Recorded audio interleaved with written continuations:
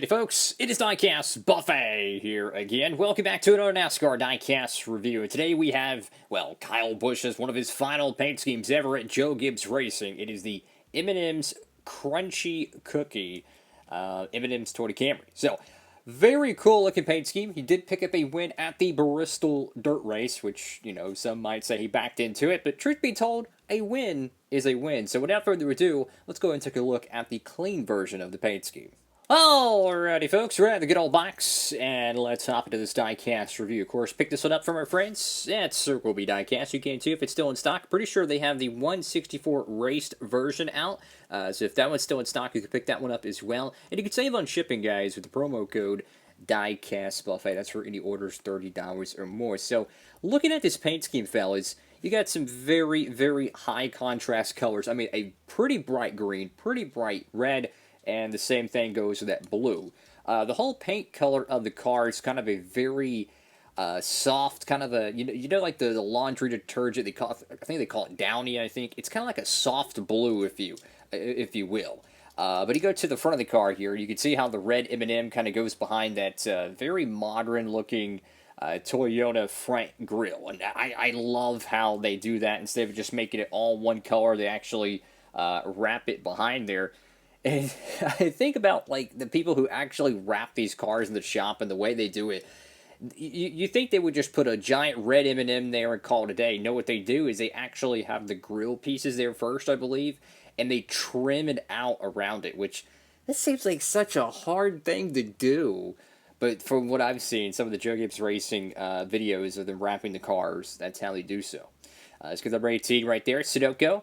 Joe Gibbs Racing. It's crazy to think that Kyle Busch, he's a Chevy man again. It's weird because, you know, Kyle Busch, for the newer fan out there, he was a Chevrolet driver back in the late 2000s from 05, or actually technically 04 to 2007. If you want to get even more technical, he was actually supposed to race a Winston Cup race in 2003, I believe.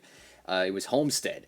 And from what I can remember, I could be completely off on this, that they changed the rule for how young a driver can be, so he couldn't make the start at Homestead, which was the final Winston Cup race, which Bobby Labonte would go on to win. Of course, Kenseth won the championship, so he could technically be a Winston Cup driver.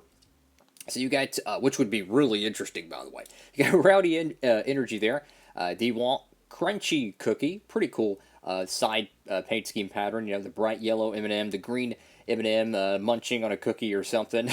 Got Interstate Batteries, Ream.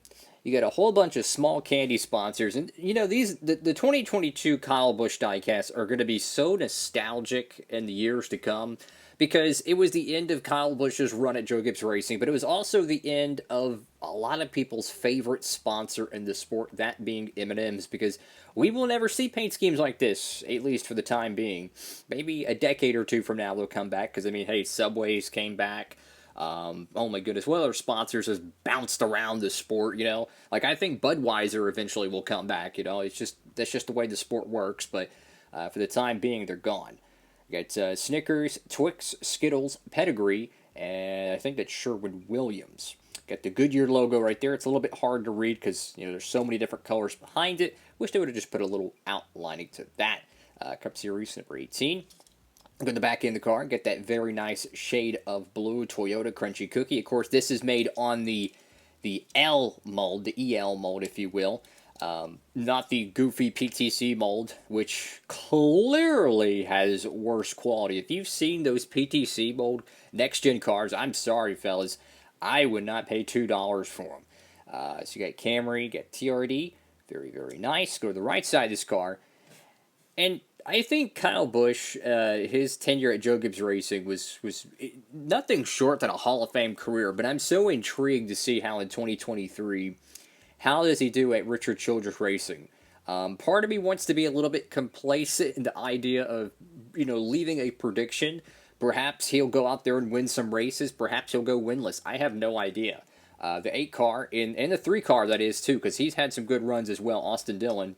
They're both capable of winning races, not, you know, restrictor plate races always, but the 1.5 miles. I mean, the 8 car won at Texas, had a great run at Fontana. Kyle Busch could be a very, very big threat for the championship, but he also could be a bust. for next year. It could take them a year or two to get acclimated to the new, manufacturer change and stuff. But what I love so much about this paint scheme, but I also don't like, I love the design for it, but what I don't like about it, guys, is they ran it so many times. Like, for the final year for the M&M'S car, I was really hoping they would just, like, bring back all the amazing paint schemes, Have, like, the caramel one, the peanut one. Oh, my goodness, what was the other ones they've had throughout the years? Bring them all back for 1 year. Now, they ran this, like, it seemed like 10, maybe 15 different races in the spring and early summer. They might have ran this one more than normal M&M'S yellow primary, to tell you the truth. And I just really wish we could have got some other M&M'S paint schemes. I think we got one at the Indy Road Course. But, like, I mean, you go back to 2008, how many amazing paint schemes we've gotten throughout the years. They did run the Halloween car, but still, man, there was just so many other paint schemes they could have brought back, especially with the Darlington throwback. That, to me, was a huge disappointment, because a lot of the fans wanted 2002 or 2008, and they should have done that. So you go over here to the deck lid, which is really interesting seeing contingencies there. You got Kyle Busch on the back window, a gigantic strip of M&M'S. You got Breathe Right, Mac Tool Sibians, Doosan Mobile 1, Sherwin-Williams, and Lincoln Welders. This is a really, really cool diecast, guys. If you're a Kyle Busch fan, you absolutely need to get this paint scheme. And to add even more kind of a quirk to this diecast, not only the driver and the sponsors are leaving, but this number is not going to be full-time in 2023, which is the first time ever, I mean ever, in Joe Gibbs Racing history, I believe, that they've never been full-time with the freaking 18. That's so weird. Like, when I think of the number 18 in NASCAR, that's like the 24 car at Hendrick. That's like the number 6 car at Roush. That's the number 2 at Penske. I know the number 20 is won, 2 championships with Tony Stewart, but the number 18 started got the ball rolling, so to speak. That was their first famous number. To me, I don't know. I mean, Ty Gibbs is taking over Kyle Busch's ride. It's going to go to the 54 car, which it's going to be really cool to see if he drives a Monster Energy car, because a lot of people are going to be making diecasts of that. But I just really wish they would have left it at the 18 car. I mean, maybe when, like, Truex retires, they could turn the 19 to the 54. I don't know. But the 18 is, like, their staple, It's like when Hendrick left the 5 car. It just didn't feel right. You know what I'm saying? That's just my honest opinion on that. But what do y'all think about the Crunchy Cookie Toyota Camry? Make sure to comment down below, guys. Highly recommend this paint scheme. One of the final alternates of the Joe Gibbs Racing M&M'S era, man. I mean, you think about it. How many COT paint schemes, Gen 6 paint schemes, and of course, next gen. So many beautiful paint schemes, and it's the end of an era. It really is, and it is sad. So make sure to get your copy of this diecast. You can pick up the Raced Win as well. It is really cool, guys. It's got some dirt along the bottom, much more detailed than the Joey Logano one. But that's all for now. Diecast Buffet, signing off.